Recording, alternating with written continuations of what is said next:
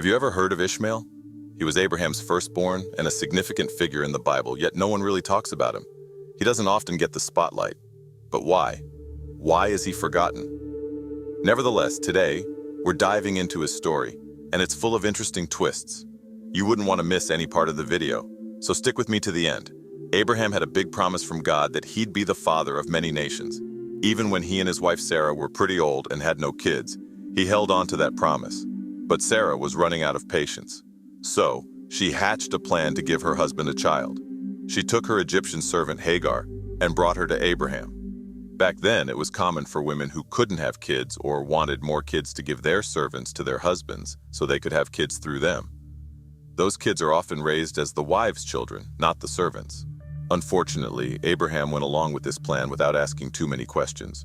Sarah believed that the child born to Hagar would ultimately belong to her, but little did she know the challenges that lay ahead. Things got complicated when Hagar got pregnant. She started to act all high and mighty, looking down on Sarah.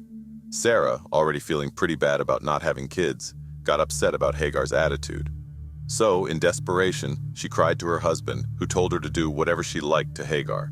That was the license Sarah needed to frustrate Hagar. She started mistreating Hagar.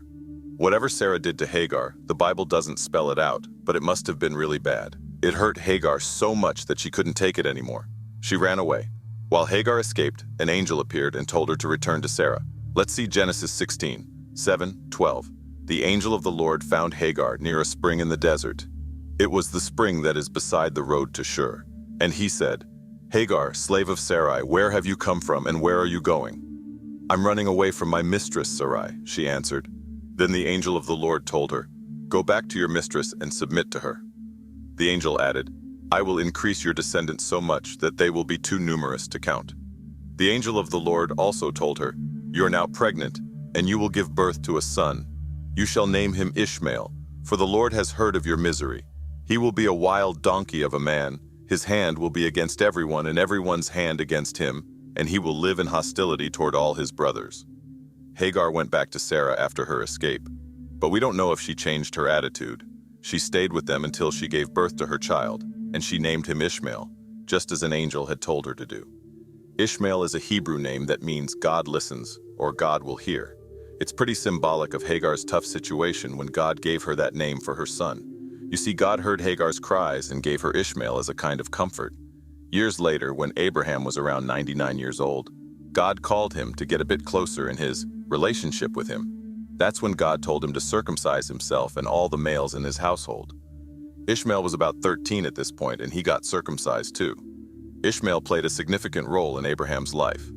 When the promise of Isaac was taking time, Abraham was already thinking that Ishmael would be the one to carry on his legacy. But God's word is always on point, and since he promised Isaac, Isaac had to come into the picture.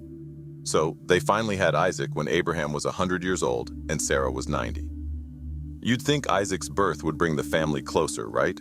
Well, not exactly. It actually caused more division. As soon as Isaac was born, Sarah put her foot down. She didn't want anyone sharing her son's inheritance. She wanted Isaac to get it all. One fateful day, she saw Ishmael scoffing at Isaac, which was the last straw. In the literal sense, scoffing means to mock someone, but it's possible Ishmael did something more terrible than just laughing at Isaac. Sarah went to Abraham, trying to get Ishmael and his mother out. Abraham wasn't thrilled about this idea. He loved Ishmael just as much as he loved Isaac. He couldn't bear to see his son go away from him. But God had to step in and tell Abraham to listen to Sarah and let Ishmael go. It was a tough call, but sometimes you've got to follow what God says, even when it's hard. Genesis 21:11-13 vividly explains the scenario.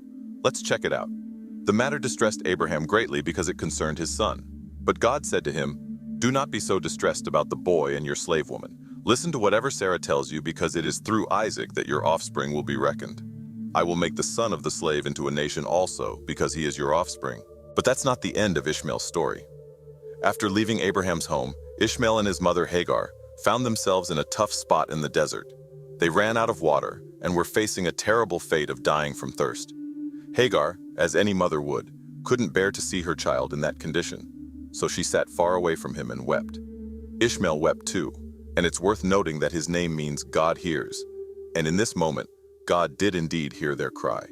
An angel came to Hagar and revealed a miraculous sight, a well of water nearby. They drank from it and regained their strength to continue their journey. But that wasn't all the angel had to say. The angel reaffirmed that God had plans for Ishmael, promising to make him the father of a great nation. This shows us that God's love is universal, and despite the complicated circumstances of Ishmael's birth, God saw him as an important part of his plan for Abraham.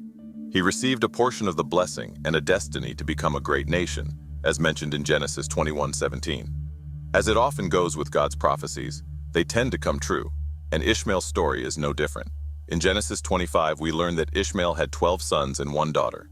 He indeed became the father of a great nation, just as God had foretold. This reminds us that God's promises are unwavering. He doesn't change his mind like humans do. When God says something will happen, you can count on it coming to pass. And in Ishmael's case, it did. The Bible also recorded that as Ishmael grew up in the desert of Paran, God was with him, and he became skilled as an archer. While Hagar, who was originally from Egypt, chose an Egyptian woman for her son to marry. And do you know the names of his children? I'm sure you can mention a few descendants of Isaac, notably the 12 tribes of Israel. But how about those of Ishmael? Let's check Genesis 25, 13, 15. These are the names of the sons of Ishmael, listed in the order of their birth. Nebaioth, the firstborn of Ishmael, Kedar, Adbaal, Mibsam, Mishma, Duma, Massa, Hadad, Tema, Jetur, Naphish, and Kedema. Well, that's not all. Do you know something really interesting happened between Ishmael and Isaac later on? What was it? Ishmael's daughter married Esau. Yes, you heard that right. The same Esau who was Isaac's son. You can read more about this in Genesis 28 and 36. The region where Ishmael's descendants lived, Havilah, was in the northern part of the Arabian Peninsula. Shur, on the other hand, was a desert region between Beersheba and the vast desert leading toward Egypt. Ishmael's descendants were often referred to as Arabs, essentially meaning nomads. At first, they were known as warriors, living out the prophecy of hostility toward their brethren. They were frequently engaged in conflicts and wars, as foretold. As for Ishmael himself, the Bible describes him as a wild donkey of a man. In later times, various people settled in the Arabian Peninsula, including Abraham's sons by Keturah and some of Esau's descendants. However, it's essential to note that Isaac maintained the position of heir. Despite their differences, there was no significant conflict between Ishmael and Isaac.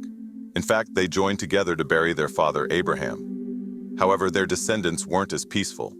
They have been at each other's throats from time immemorial. Even Apostle Paul made reference to Ishmael in the New Testament, using an allegory to highlight the difference between legalistic religious persecutors and those who were born according to the Spirit. This can be found in Galatians 4:21, 31. The Bible generally identifies Ishmael's descendants as Ishmaelites, classified into 12 tribes with 12 camps, as seen in Genesis 25. Ishmael passed away at the age of 137, although the Bible doesn't specify his burial place. Some believe his tomb is in Mecca. The significance of Ishmael, especially to the Arab people, made his name incredibly common. Even in the Bible, you can find others named Ishmael.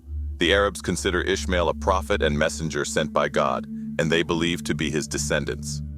That's why till today, Ishmael holds a great significance to them.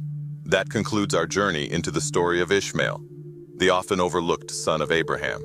Thank you for joining us today. Remember that faith is a light that guides us through life's darkest moments. If you found this video inspiring, don't forget to like, share, and subscribe for more enlightening content. Keep walking in faith, and we'll see you in the next video. Until then, may God's blessings shine upon you.